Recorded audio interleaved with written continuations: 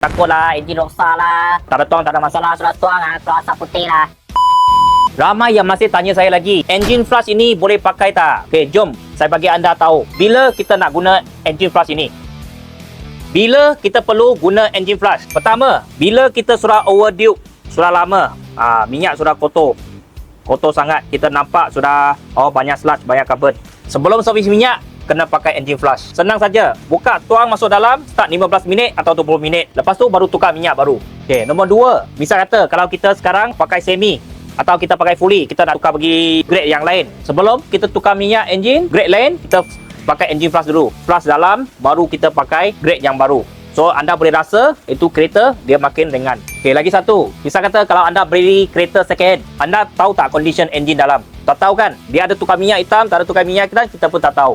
Dia pakai apa grade, kita pun tak tahu. Jadi senang, kita pakai flush, engine flush ini, tong masuk dalam, kita kasih cuci habis. Okey, kasih dalamnya itu sludge semua, karbon jatuh bawah air hitam, kasih buang minyak lama, barulah kita pakai baru minyak. Kereta anda akan jadi performance. So kawan-kawan, jangan tanya saya lagi. Ini GT engine flush bila-bila boleh pakai.